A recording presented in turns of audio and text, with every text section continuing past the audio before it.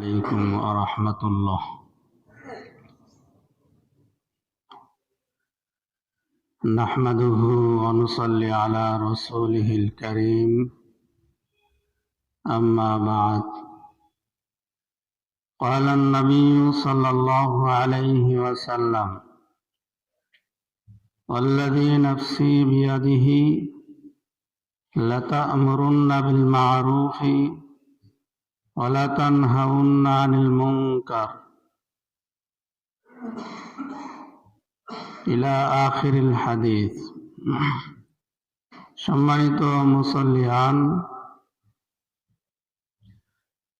আমি যে হাদিস পাঠ করেছি এই হাদিসে আল্লাহর রাসূল সাল্লাল্লাহু আলাইহি ওয়াসাল্লাম বলেছেন, ওই সত্তার কসম খেয়ে বলছি যার কুদরতি হাতে আমার প্রাণ রয়েছে,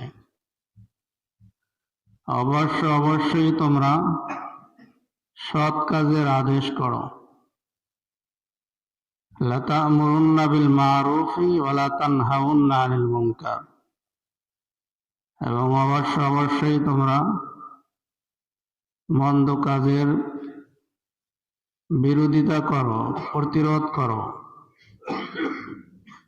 আও লা ইউশিকান্নাল্লাহু আন ইয়াবআসা আলাইকুম ইকাবাম মিন, যদি এই দুটো কাজ তোমরা না করো তাহলে অচিরেই তোমাদের উপরে আল্লাহ সুবহানাহু ওয়া তাআলা শাস্তি প্রেরণ করবেন। কে বলেছেন কথাটা? বিশ্বনবী বলেছেন যে সৎ কাজের আদেশ করো, অসৎ কাজ থেকে মানুষদেরকে বিরত রাখো। তো আজকে নামাজ পড়তে আসছে, কাজটি সৎ না অসৎ? সৎ কাজ না? তো ইদানিং দেখতেছি, কিছুদিন আগে প্রচুর শীত ছিল, তো তখন সাধারণ মানুষ ওযুর ভয়তে মনে হয় মসজিদে কম আসতো দেখলাম।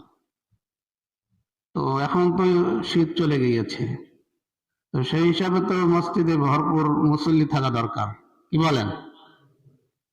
তো মসজিদে মুসল্লি তো কম দেখতেছি, এই কিছুদিন ধরে মুসল্লি কম দেখতেছি। কি উযু করতে কষ্ট হয় এই জন্য, কি বলেন? না আমরা এই দাওয়াতের কাজ কমাই দিয়েছে এই জন্য? কোনটা? আমি নামাজ পড়তে এসেছি, আর একজনকে দাওয়াত দেই নাই। অনেক সময় নামাজে উদাসীনতা দেখায়, কিন্তু আশপাশের লোক যদি একটু ডাকাডাকি করে অনেক সময় সচেতন হয়ে যায়, চলে আসে, কি বলেন? কিন্তু সেই কাজ তো আমরা করি না। এই কাজের দায়িত্ব কাদের উপরে? সকলের উপরে না? এই জন্য এই কাজ তো করতে হবে। অথবা এই বিশাল মসজিদ নির্মাণ করে কি লাভ হলো যদি মুসল্লি কম থাকে? তো সামনে মুসল্লি বাড়বে তো ইনশাআল্লাহ। এখানে তো অনেকগুলি দোকান রয়েছে, ইদানিং তো অনেক দোকানদার ব্যবসায়ী ভাইদেরকে দেখি না। এই জন্য যারা ব্যবসায়ী, যারা এখানে এসেছেন, তাদের কিন্তু দায়িত্ব রয়েছে। খালি নিজে বাঁচলে হবে না, অন্যকেও বাঁচাতে হবে।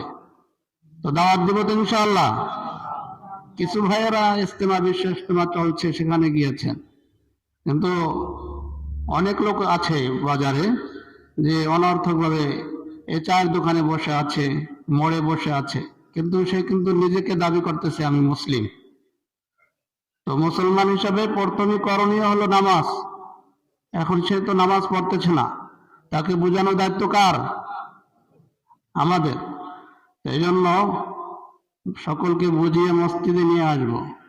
আমার কাছে আফসোস লাগে, ছোটবেলায় দেখতাম, 2-4 বছর আগেও এটা ছিল, যে রমজানের কাছাকাছি যখন 2-1 মাস আর বাকি আছে, তখন মসজিদগুলোতে মুসল্লি ভরপুর থাকে।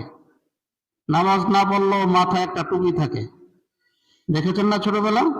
কিন্তু বর্তমানে মানুষের ইমানের হালত এমন হয়েছে, কি রমজান, রমজানকে সে ধার ধারণা। তো সেজন্য এখন সকলকে বোঝাতে হবে যে নামাজ ফরজ, এটা পড়তেই হবে। তো আমরা সামনে দাওয়াত দিয়ে আনবো তো ইনশাআল্লাহ। আমরা সকলে যদি আমাদের ছেলেগুলিকে নিয়ে আসি, আমাদের সন্তানগুলিকে নিয়ে আসি, তাহলে তো মসজিদ ভরে যায়।